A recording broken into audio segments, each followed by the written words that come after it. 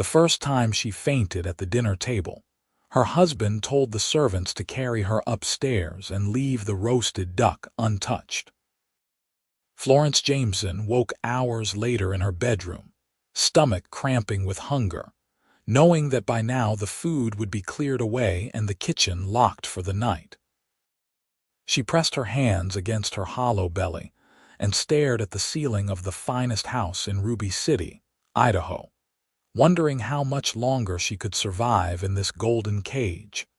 The year was 1882, and Florence had been married to Walter Jameson for 2 years. She had been 19 when they wed, a naive girl from a struggling ranching family who thought she was fortunate to catch the eye of the territory's most successful banker. Walter was 35 then, handsome in his tailored suits, generous with gifts before the wedding. Her parents had been relieved to see her settled with such a prosperous man. No one knew what happened behind the carved mahogany doors of the Jameson mansion. Walter controlled everything. Every morsel of food, every sip of water, every moment of her day. At first, Florence thought it was concern for her figure. He would serve her tiny portions at dinner while heaping his own plate, telling her that society wives must maintain their delicate appearances. But as months passed, the portions grew smaller. He began skipping her breakfast entirely, claiming she looked better with a slimmer waist. He locked the pantry and kept the key on his watch chain. The kitchen staff received strict orders not to feed her outside of mealtimes, and Walter made sure those mealtimes consisted of little more than scraps. She grew thin, then gaunt. Her dresses hung loose on her frame. She felt dizzy when she stood too quickly.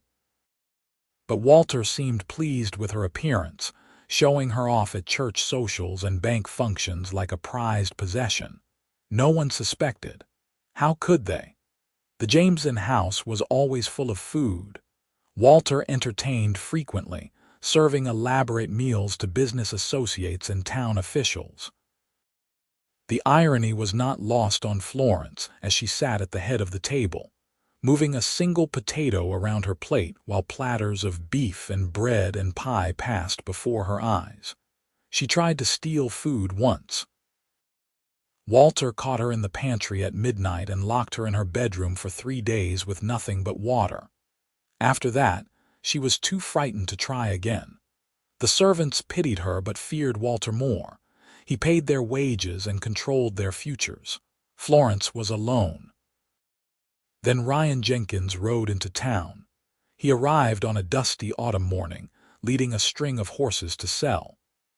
Ryan was a horse breeder and sometimes cowboy, 24 years old with sun-darkened skin and calloused hands that knew honest work. He had inherited a small ranch from his father 5 years back and built it into something respectable through sheer determination. Now he was expanding, looking for buyers in the prosperous mining towns of Idaho Territory. Walter Jameson bought 3 horses from him. Ryan delivered them personally to the Jameson property, a sprawling estate on the edge of Ruby City with white-painted fences and manicured gardens. He was leading the horses to the stable when he saw her through the kitchen window. Florence was standing at the counter, swaying slightly, one hand braced against the wood for support. Even from a distance, Ryan could see how thin she was, how her cheekbones jutted sharp beneath pale skin. As he watched, she reached toward a loaf of bread on the counter, her movements furtive and desperate. Then a door opened somewhere inside and she jerked her hand back, smoothing her skirts and stepping away from the bread as though it had burned her. Ryan frowned. Something was not right. He finished settling the horses and went to the kitchen door to request water for them. The housekeeper, a stern-faced woman named Mrs. Porter, brought him a bucket.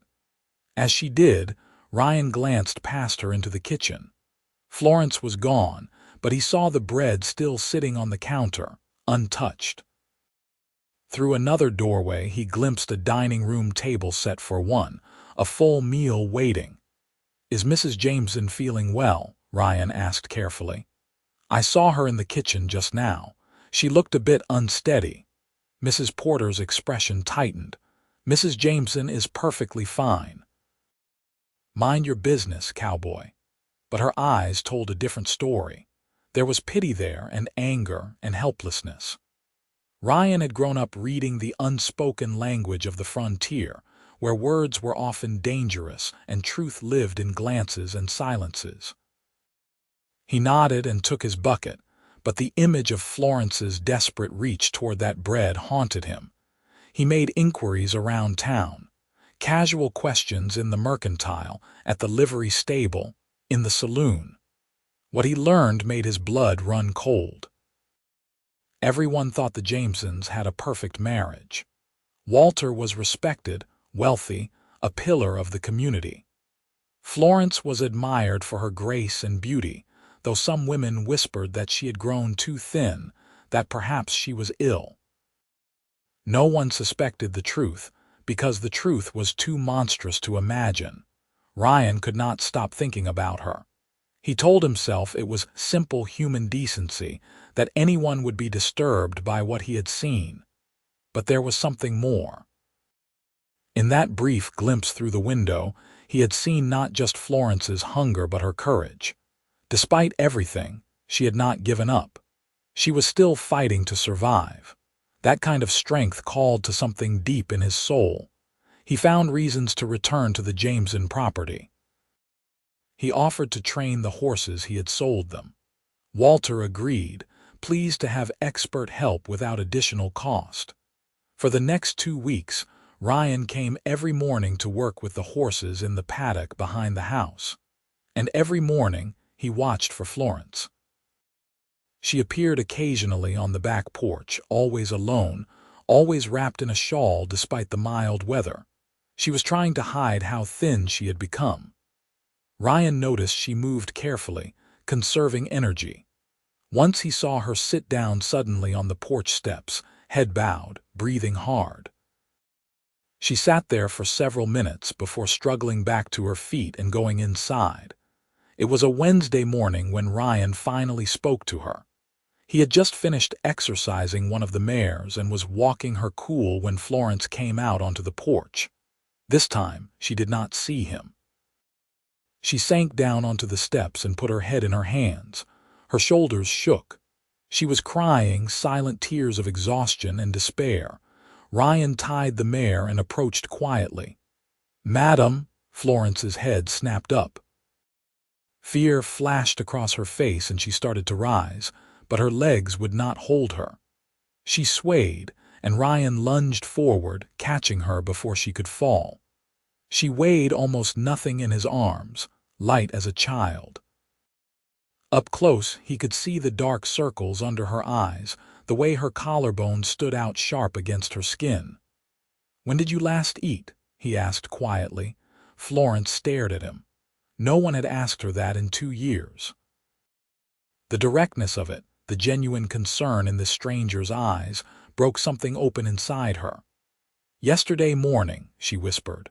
3 bites of toast. Walter said I looked bloated and needed to fast." Ryan's jaw clenched.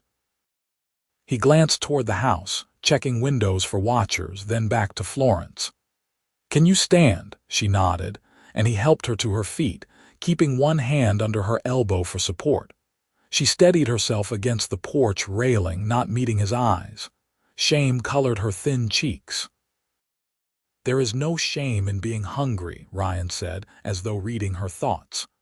"The shame belongs to the man who would starve his wife." "You do not understand," Florence said. "Walter says it is for my own good, that I need discipline, that I was growing too heavy and unappealing." "You are dying," Ryan said bluntly. "Another few months of this and you will not survive. You know that, do not you?" Florence's eyes filled with tears again. She did know. She felt herself growing weaker every day. Soon she would be too weak to fight at all. "I have nowhere to go," she whispered. "My parents are dead now. I have no money of my own. Walter controls everything, and even if I ran, he would find me. He has friends everywhere, powerful friends. They would bring me back." Ryan was silent for a moment, thinking. Then he said, "I am coming back tomorrow, same time. I will bring food, real food. Will you eat it?" "He will know," Florence said. "He watches everything." "Not when he is at the bank," Ryan said. "He leaves at 9 o'clock every morning. I have watched his habits. He does not return until afternoon. That gives us 3 hours. The servants will tell him. Then we will be careful." Ryan's voice was firm, determined. "I am not going to stand by and watch you starve, Mrs. Jameson, not when I can do something about it." Florence looked at him, really looked at him for the first time. She saw strength in his face, but also kindness. His hands, still steadying her elbow, were gentle despite their calluses. She saw no judgment in his eyes, only an honest desire to help. Something stirred in her chest, a feeling she had almost forgotten. "Hope, Florence," she said softly. "My name is Florence." "Ryan," he replied. "Ryan Jenkins." The next morning Walter left for the bank at 9 o'clock sharp, as he did every weekday. Ryan waited 15 minutes, then rode up to the house. He did not go to the front door. Instead, he went around to the back garden, where a small gazebo stood half hidden by overgrown rose bushes. Florence was already there, waiting. She looked frightened but resolute. Ryan dismounted and pulled a bundle from his saddlebag. Inside was fresh bread, still warm from the bakery, a thick slice of ham, an apple, and a jar of milk. He spread it out on the gazebo bench. Florence stared at the food as though she could not believe it was real. Her hands shook as she reached for the bread. Then she hesitated, glancing up at Ryan with something like fear. "What if this is wrong? What if I should not?" "Eating is not wrong," Ryan said firmly. "Surviving is not wrong. What your husband is doing, that is what is wrong." Florence picked up the bread. She bit into it and closed her eyes, tears streaming down her face as she chewed. The taste was overwhelming after so long with so little. She ate slowly, carefully, afraid of making herself sick. Ryan watched, his heart aching at the sight. What kind of man could do this to his wife? What kind of monster could watch her waste away? She managed half the bread and a little ham before her shrunken stomach protested. She wanted to eat more, but Ryan stopped her gently. "Small amounts at first," he said. "Your body needs time to adjust. I will come back tomorrow, and the next day. Every day until you are strong again." "Why?" Florence asked, looking up at him with those haunted eyes. "Why would you risk this for a stranger?" Ryan was quiet for a moment. Then he said, "My mother died when I was 12. Cancer. She wasted away slowly in terrible pain. There was nothing I could do but watch her suffer. I swore then that if I ever had the power to ease someone's pain, I would do it. I will not watch another woman die when I could help her." Something passed between them in that moment, a connection deeper than words. Florence felt it, a warmth spreading through her chest that had nothing to do with the food. Ryan felt it too, though he told himself it was just compassion, just the satisfaction of helping someone in need, but he knew even then that it was more than that. For the next 3 weeks, Ryan came every morning. He brought food, simple but nourishing. Bread and cheese, fruit, dried beef, sometimes eggs or fresh vegetables. Florence ate, slowly regaining a little strength. Color began to return to her cheeks. The dizziness that had plagued her began to fade. She could stand without swaying, walk without stopping to rest. They talked during those morning meetings. At first, the conversations were careful, surface level. Ryan told her about his ranch, his horses, the wide open spaces he called home. Florence told him about her childhood on her parents' small ranch, before poverty and desperation had driven her into Walter's arms. But as the days passed, they opened up more. Florence told him about her marriage, the gradual realization that Walter did not love her but owned her, that she was a possession to be displayed and controlled. Ryan told her about his loneliness, running the ranch alone, his own failed courtship with a woman who had chosen a more prosperous suitor. They began to look forward to those morning hours with an intensity that went beyond the food. Florence found herself watching the clock, counting the minutes until 9 when Walter would leave and she could slip out to the gazebo. Ryan found himself waking at dawn, already planning what to bring her, what they might talk about. He noticed the way morning sunlight caught in her dark hair, the way her smile transformed her face when she laughed at something he said. She noticed the steadiness of his hands, the warmth in his voice, the way he looked at her as though she mattered. It was dangerous, and they both knew it. But they could not seem to stop. One morning, Florence's hand brushed Ryan's as she reached for an apple. The touch was electric. They both froze, staring at each other. Then Ryan pulled his hand back quickly, clearing his throat. "I should go," he said. "Walter will be back soon." But he did not move. Neither did Florence. They sat there in the gazebo, the October air cool around them, unable to look away from each other. "I think about you," Florence whispered. "All the time. I know I should not, but I do." "Florence," Ryan said, his voice rough, "you are married. I am helping you because it is the right thing to do, but we cannot." "I know," Florence said quickly. "I know. But I need you to know that these past weeks, they have been the only happiness I have known in 2 years. You have given me more than food, Ryan. You have given me hope. You have made me feel human again." Ryan's hands clenched into fists on his knees. Everything in him wanted to reach for her, to pull her into his arms and promise he would keep her safe. But she was another man's wife, and he was raised to respect those bonds even when the husband did not deserve that respect. "I will always help you," he said finally, "for as long as you need me. But Florence, I need you to know if you were free." He stopped, shaking his head. "It does not matter. You are not free." "No," Florence agreed softly, "I am not." But the words hung between them, full of unspoken possibility. That afternoon, Walter came home early. He found Florence in the parlor doing needlework. She looked different, he thought, studying her with narrowed eyes. There was color in her cheeks. She sat straighter. "When had that happened? You look well," he said, and it was not a compliment. "Have you been eating when I told you not to?" "No," Florence said, keeping her eyes on her needlework. Her heart pounded. "I have eaten only what you have given me." Walter walked around her chair, examining her from all angles like a horse at auction. "You have gained weight. Your face is fuller." "Perhaps my body is adjusting to the diet you have prescribed," Florence said, struggling to keep her voice steady.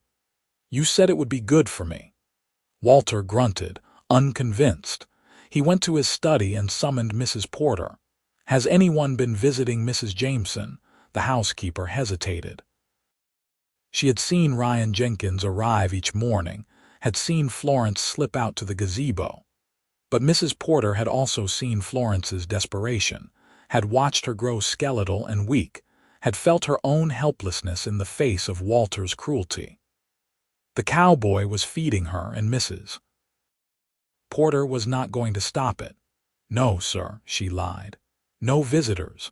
Only the horse trainer, and he works in the paddock." Walter dismissed her but remained suspicious. That night at dinner, he served Florence an even smaller portion than usual, watching to see if she would faint. But Florence, fortified by her morning meal, endured. She ate the 4 bites of potato Walter allowed her and remained upright, calm. This only increased his suspicion. The next morning, Walter did not go to the bank. He told Florence he was working from home, shut himself in his study. Florence's heart sank. At 9:15, she saw Ryan arrive as usual. She could not go out to meet him, could not even signal to warn him. She stood at the upstairs window, watching as he waited by the gazebo. After 20 minutes, he looked up at the house, saw her silhouette in the window. She shook her head slightly, a warning. Ryan's face tightened with understanding. He remounted his horse and rode away, but not before leaving a small bundle behind the rose bushes. This went on for 3 days. Walter stayed home, watching Florence like a hawk. She grew weak again without the morning food. On the 3rd day, she fainted while climbing the stairs. Walter caught her, carried her to bed, and finally, satisfied that she had not been sneaking food, returned to his regular schedule at the bank. The moment his carriage disappeared down the road, Florence dragged herself out to the gazebo. Ryan was there, waiting, worry etched deep in his face. "Are you all right?" he asked, reaching for her. "I saw you fall." "I am fine now," Florence said, though she swayed on her feet. Ryan steadied her, helping her sit down. He suspected something. He was watching. "This cannot go on," Ryan said. He knelt in front of her, taking her hands in his. "Florence, listen to me. You need to leave him. I know you said you have nowhere to go, but you could come to my ranch. I have a housekeeper, Mrs. Chen, a widow who lives in the main house. You could stay there, properly chaperoned. You would be safe." "Walter would find me," Florence said. "Ryan, you do not understand the kind of man he is. He has connections with the territorial governor, with the marshal. He would accuse you of kidnapping, of adultery. They would arrest you, maybe worse, and they would bring me back to him. It would be so much worse then." "Then we leave the territory," Ryan said desperately. "We go to California, to Oregon, somewhere he cannot reach. We—" Florence looked at him, her eyes searching his face. "Ryan, you cannot throw away your life for me. Your ranch, everything you have built, I would give it all up," Ryan said, and he meant it. "Florence, these past weeks, I have tried to tell myself I am just helping you, but it is more than that. I am in love with you. I think I have been since the moment I saw you reaching for that bread, still fighting to survive. You are the strongest person I have ever met, and I cannot stand by and watch him destroy you." Tears streamed down Florence's face. "I love you too," she whispered. "I have tried not to. I know it is wrong that I am married, that I made vows. But Ryan, what I feel for you, it is the first real thing I have felt in years. You make me want to live again." Ryan pulled her into his arms, holding her close. She was still too thin, still fragile, but she was alive, and that was what mattered. They stayed like that for a long moment, drawing strength from each other.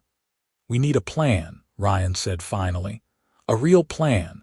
We need to do this carefully so Walter cannot chase us." They began to plot. Ryan would continue feeding Florence, building her strength. In the meantime, he would quietly sell his ranch. It would take time, maybe a month or two, but he had a buyer interested. With that money, they could go anywhere, start fresh. As for Florence's marriage, they would seek a legal separation once they were safely away. Walter's treatment of her was grounds for divorce in some jurisdictions if they could prove it. It was not perfect, but it was a chance. November came, cold and gray. Ryan continued his morning visits, though now they were stolen moments of planning and whispered declarations of love. Florence grew stronger, more determined. She started hiding small items in her room, things she would need when they ran. A warm cloak, sturdy boots, her mother's wedding ring that Walter kept in a locked drawer but whose key Florence had finally found. Ryan found a buyer for his ranch. The sale would finalize in mid-December. They set their escape for December 20th, a few days after, when Walter would be distracted by year-end banking business. Ryan would bring horses, supplies. They would ride north toward Montana, then west to Oregon. By the time Walter realized she was gone, they would be too far ahead to catch. But secrets have a way of unraveling. Mrs. Porter, despite her sympathy for Florence, was loyal to her job. When Walter confronted her directly in early December, demanding to know if the cowboy had been meeting with his wife, she crumbled under his threatening gaze. She told him everything. Walter's rage was cold and calculated. He did not confront Florence immediately. Instead, he went to the town marshal, a man named Garrett who owed the bank several substantial favors. Walter spun a story of a ranch hand who had been harassing his wife, making inappropriate advances, threatening her. He wanted the man warned off, or better yet, arrested for trespassing. The marshal agreed to help. They would catch Ryan in the act of trespassing on Jameson property, and Walter would press charges. It would ruin the cowboy, destroy any plan he and Florence might have made. On December 15th, Ryan arrived at the usual time. He had news about the ranch sale and wanted to finalize their escape plans. He went to the gazebo, where Florence was waiting. They were discussing details, heads bent close together, when Walter and Marshal Garrett stepped out from behind the rose bushes. "There," Walter said triumphantly. "Just as I told you. This man has been harassing my wife for weeks." Florence's face went white. Ryan stood quickly, positioning himself between her and the two men. "That is not true," he said evenly. "I have been feeding Mrs. Jameson because her husband has been starving her." Marshal Garrett looked uncomfortable. He had known Walter Jameson for years, respected him. But he also saw Florence's thinness, the fear in her eyes. "That is a serious accusation," he said slowly. "It is a lie," Walter said sharply. "My wife has been ill, lacking appetite. This man has been taking advantage of her vulnerable state, filling her head with poisonous ideas." "Is that true, Mrs. Jameson?" the marshal asked. Florence looked at Ryan, then at Walter. She saw the fury in her husband's eyes, the promise of punishment. But she also saw Ryan's steadfast courage, his willingness to stand with her even now, and she found her own courage. "No," she said clearly. "It is not true. My husband has been controlling my food for 2 years, starving me deliberately. Mr. Jenkins discovered this and has been helping me. He is the only reason I am still alive." Walter's face went purple. "She is hysterical," he said. "She does not know what she is saying. Marshal, I insist you arrest this man for trespassing and harassment." Marshal Garrett looked between them, clearly conflicted. "Mr. Jameson, I cannot arrest a man for bringing food to someone.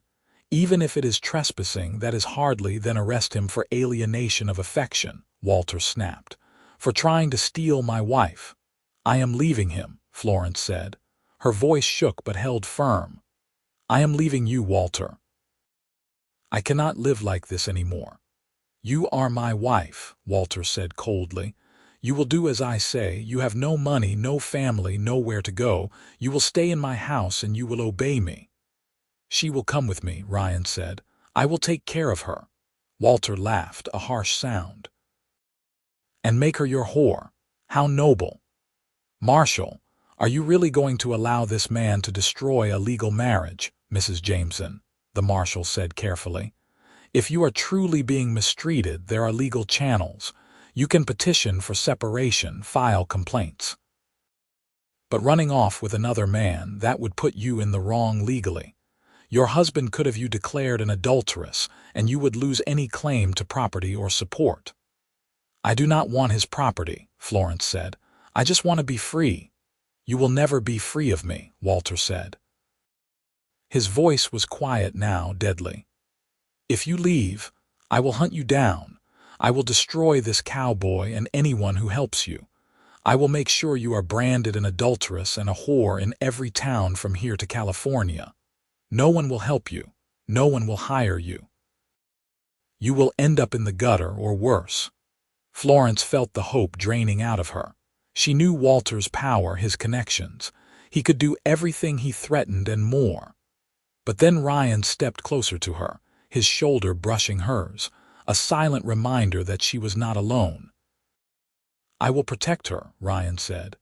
"And I will fight you in every court if I have to. What you are doing is wrong, and eventually someone will see that." Marshal Garrett sighed heavily.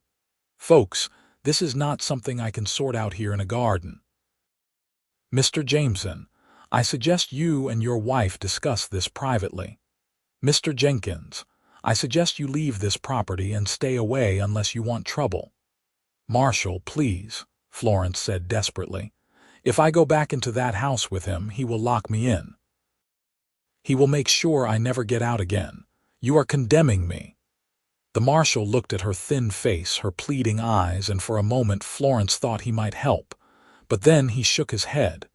You are married, Mrs. Jameson. That is a legal bond. I cannot interfere with a man's rights regarding his own wife. If you have complaints, file them properly with a judge. You know no judge in this territory will rule against me, Walter said smugly. They all know me. They trust me. Who will they believe? An established banker or a hysterical woman and a drifting cowboy? Ryan's fists clenched, but he forced himself to stay calm. Violence would only make this worse. Florence, he said quietly. What do you want to do? She looked at him, tears streaming down her face. She wanted to run to him, to leave this place and never look back. But Walter was right. In this territory at this time, a wife had almost no rights. Her husband controlled her legally and practically. If she ran, she would be hunted. If she was caught, Ryan would be arrested or worse. She would not let him be destroyed because of her. I think, she said slowly, the words cutting like broken glass. I think you should go, Ryan. No, Ryan said. Florence, I am not leaving you. You have to, she said, willing him to understand. Please, I will not have you arrested. I will not have you hurt. Please just go. Walter smiled triumphantly. You heard her. Get off my property, cowboy. Ryan looked at Florence, trying to read the message in her eyes. Was she giving up, or was she protecting him? I will go, he said finally. But Florence, I want you to know I will be waiting. Whenever you are ready, wherever you can reach me, I will be there. I promise you that. Florence nodded, not trusting herself to speak. Ryan held her gaze for another long moment, then turned and walked away. She watched him mount his horse and ride off, taking her heart with him. Walter grabbed her arm, his fingers digging in hard enough to bruise. Inside, he said. Now. The marshal had the grace to look ashamed as he tipped his hat and left. Florence was alone with her husband. Walter dragged her into the house and up to her bedroom. He shoved her inside and locked the door from the outside. You will stay here, he said through the door, until you remember your place. Maybe hunger will remind you who you depend on. Florence sank down onto the bed, wrapping her arms around herself. She had lost everything. Ryan was gone. Her brief taste of freedom was over, and now Walter would punish her more cruelly than ever. She curled up on her side, too exhausted and heartbroken to even cry. But as the hours passed and darkness fell outside her window, something hardened inside Florence. She thought about her parents, who had survived droughts and harsh winters to build their ranch from nothing. She thought about her mother, who had once fought off a rattlesnake with nothing but a garden hoe to protect young Florence. She had that same blood in her veins. She was not weak. She had survived 2 years of Walter's cruelty. She could survive this too, and Ryan had promised to wait for her. That promise was a lifeline in the darkness. Walter did not bring her food that night or the next morning. By noon on the second day, Florence was weak again, her head spinning, but her mind was clear. She studied her room, looking for possibilities. The door was solid oak, impossible to break. But the window looked out over the back garden. It was a 15-foot drop to the ground, too far to jump safely. Unless she had a rope. Florence stripped the sheets from her bed and began tearing them into strips. Her hands shook with weakness, but she worked steadily, knotting the strips together. It took hours, and twice she had to rest, lying flat on the floor until the dizziness passed. But by nightfall, she had a makeshift rope long enough to reach the ground. She tied one end to the heavy bed frame and tested it with her weight. It held. She put on her warmest dress, her sturdy boots. She wrapped her mother's ring in a handkerchief and tucked it into her pocket along with the few coins she had hidden over the months. Then she opened the window. Cold December air rushed in. Florence shivered but did not hesitate. She climbed out onto the narrow ledge, gripping the sheet rope. Her weakened arms screamed in protest as she lowered herself, hand over hand. Halfway down, her grip slipped. She fell the last 6 feet, landing hard on her side. Pain exploded through her ribs, but she bit down on a cry. She could not alert anyone. Gasping, Florence struggled to her feet. She was battered and weak, but she was out. She stumbled through the dark garden, past the gazebo where she and Ryan had spent so many precious mornings. The back gate was locked, but the fence was climbable. She managed to drag herself over it, dropping into the alley beyond. Then she ran. She did not know where Ryan lived exactly, but she knew he had been staying at the boarding house on the edge of town while he finalized the sale of his ranch. It was a mile away through dark streets. Florence walked as fast as her shaking legs would carry her, keeping to shadows. Every sound made her heart pound. She expected to hear Walter's voice at any moment or the marshal's footsteps behind her, but she made it to the boarding house. The front room was dark except for a single lamp. Florence knocked, then knocked again harder when no one answered. Finally, the landlady appeared, a suspicious frown on her round face. "We do not take in women," she said. "I need to find Ryan Jenkins," Florence said. Her voice came out as a rasp. "Please, it is urgent." The landlady looked her up and down, taking in her disheveled appearance, her wild eyes. "He is in room 4, upstairs, but I will not have any impropriety in my house." Florence did not wait for permission. She pushed past the woman and climbed the stairs, her injured ribs screaming. Room 4 was at the end of the hall. She knocked. Ryan opened the door in his shirt sleeves, hair tousled from sleep. His eyes went wide when he saw her. "Florence, how did you?" She fell against him and he caught her, holding her up. "I climbed out the window," she said. "Ryan, we have to leave. Now, tonight. Walter will come looking for me as soon as he realizes I am gone." Ryan did not waste time with questions. He pulled her into the room and grabbed his coat, throwing it around her shoulders. Then he started shoving belongings into a saddle bag. "I sold the ranch 3 days ago," he said. "The money is in a bank account in Boise City, but I have enough cash to get us there. Can you ride?" "I can do whatever I have to," Florence said. Ryan paused long enough to look at her properly. He saw the bruises forming on her arms, the way she held her ribs, the desperate exhaustion in her face. Rage filled him, but also fierce pride. She had escaped. She had fought her way free and come to him.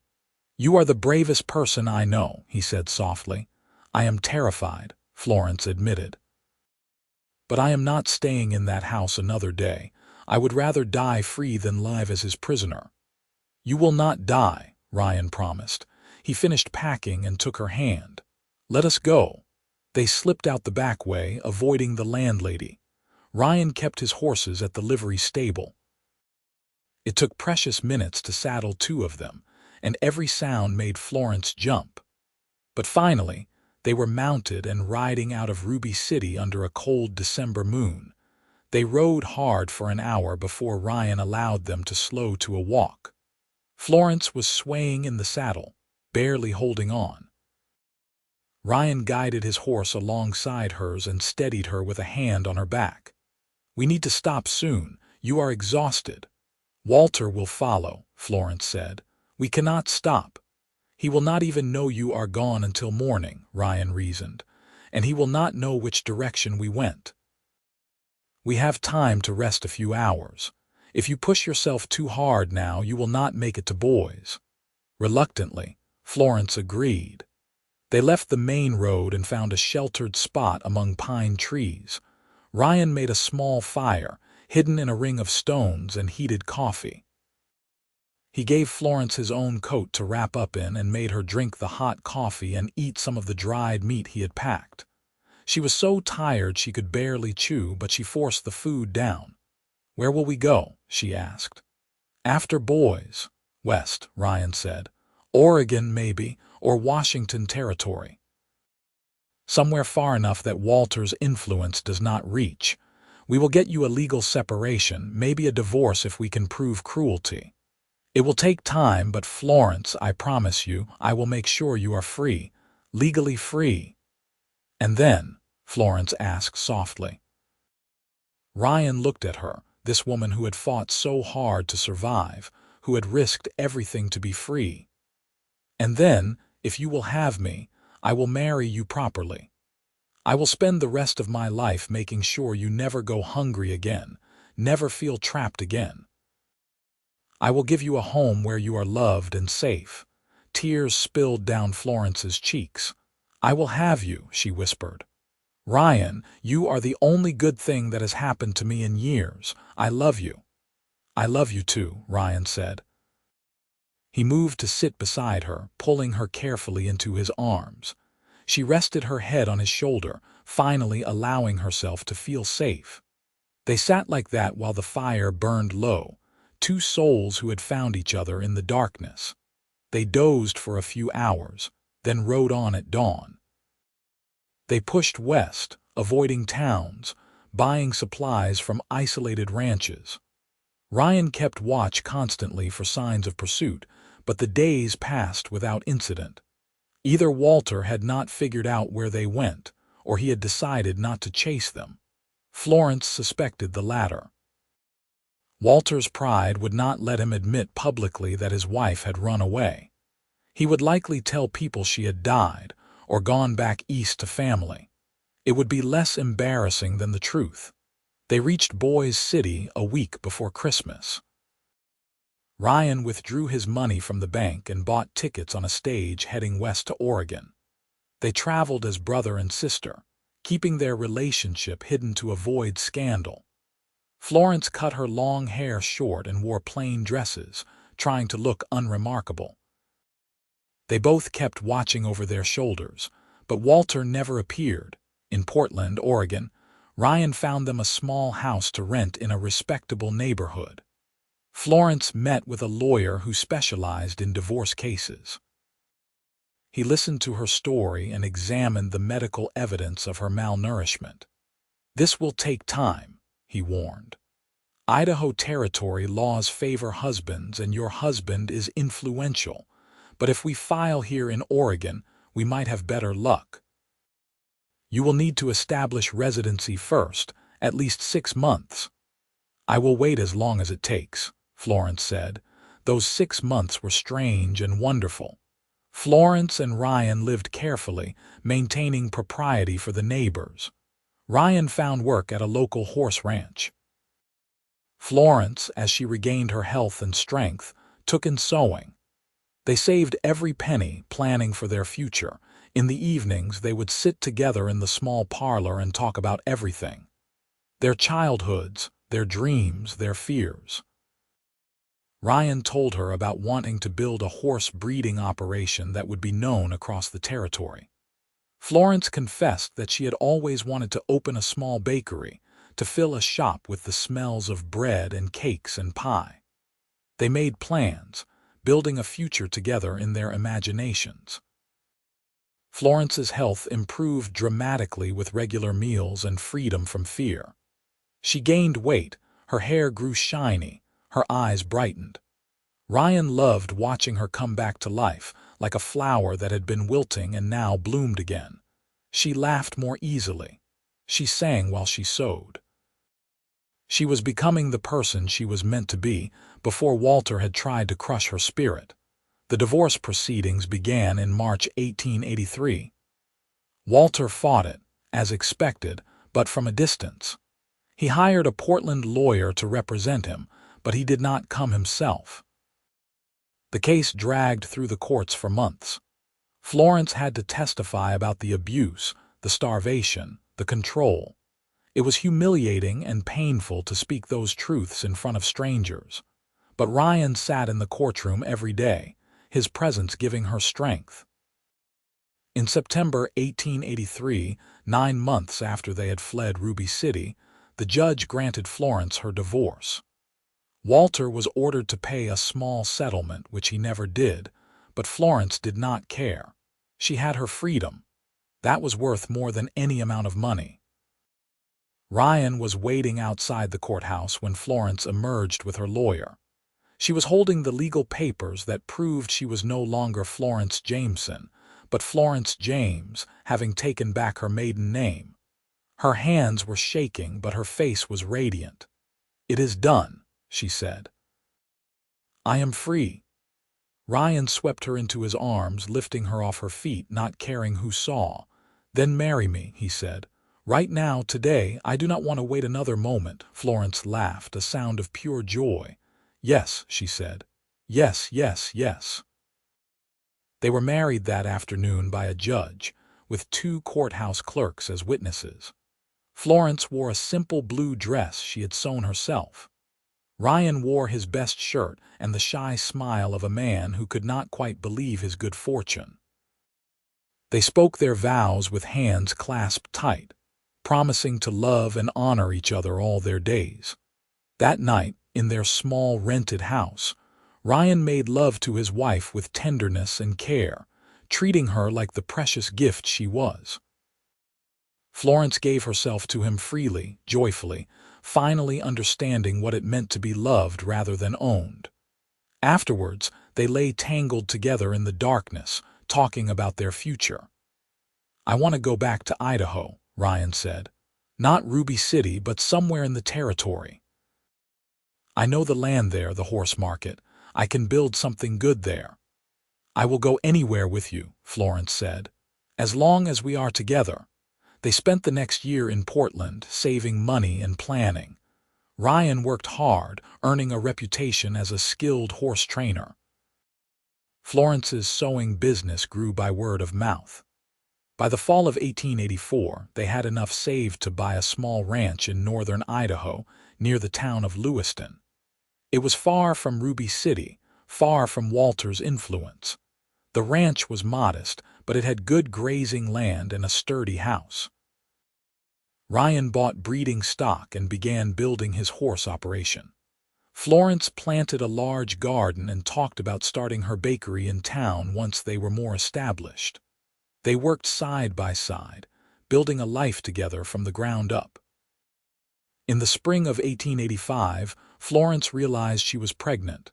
She told Ryan one evening as they sat on their porch watching the sunset. He was quiet for a long moment, then pulled her close and kissed her forehead. "Are you happy?" he asked. "I am terrified," Florence admitted. "But yes, I am happy. I am so happy." Their son was born in December 1885, a healthy baby with his father's dark eyes and his mother's determination. They named him Robert, after Ryan's father. Florence held her son and marveled at the miracle of him. 3 years ago, she had been starving in a mansion, convinced she would die young and unmourned. Now she had a husband who loved her, a home that was truly hers, and a child to raise in freedom and safety. Ryan's horse ranch prospered. Within a few years, he was breeding some of the finest horses in Idaho Territory, selling to ranchers and cavalry units across the Northwest. Florence opened her bakery in Lewiston when Robert was 3 years old. It became a gathering place for the town, known for her cinnamon rolls and apple pie.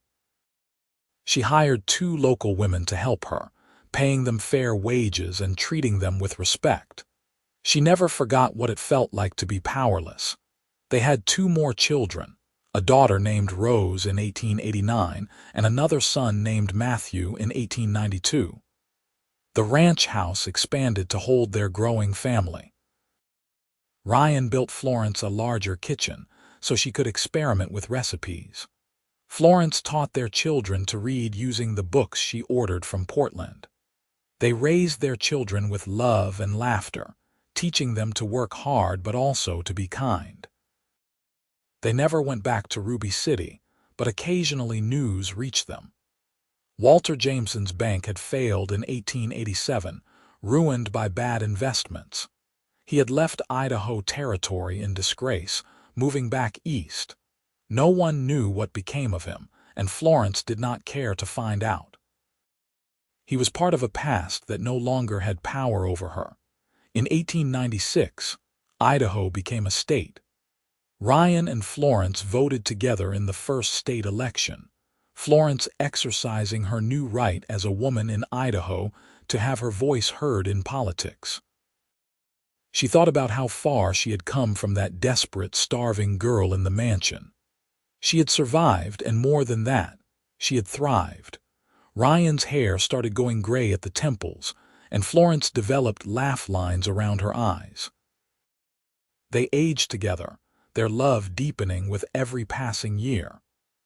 On their 15th wedding anniversary, Ryan took Florence dancing at the town social. She wore a green dress she had sewn herself, and he wore his best suit.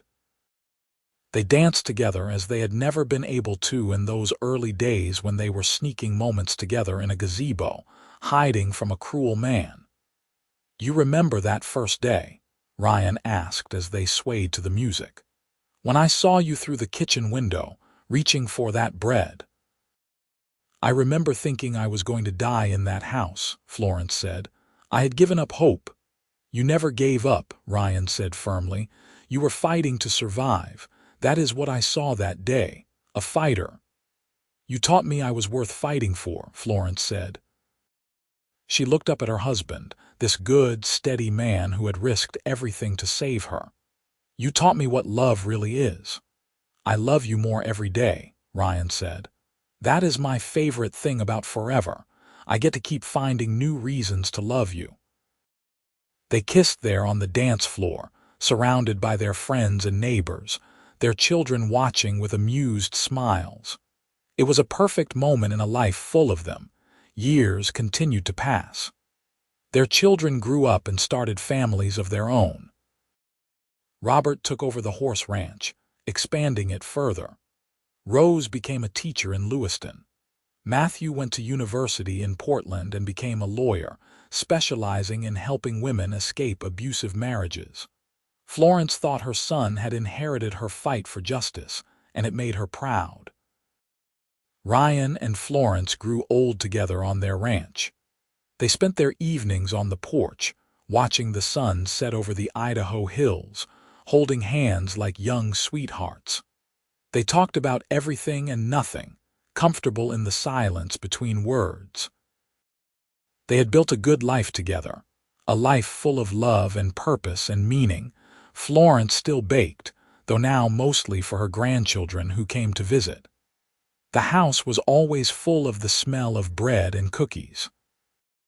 Ryan still worked with the horses, though he left the hard labor to his son and the ranch hands.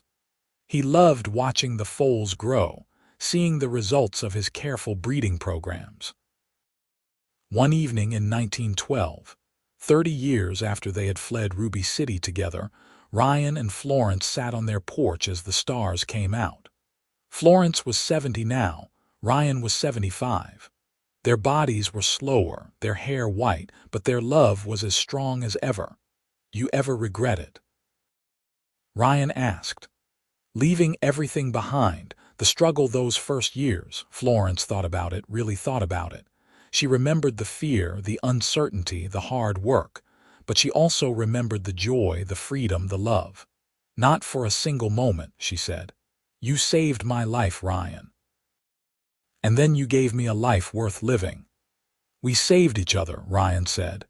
He lifted her hand to his lips and kissed her knuckles, a gesture he had done 10,000 times before, but that still made her heart flutter. "You made me whole, Florence. Before you, I was just existing. With you, I lived."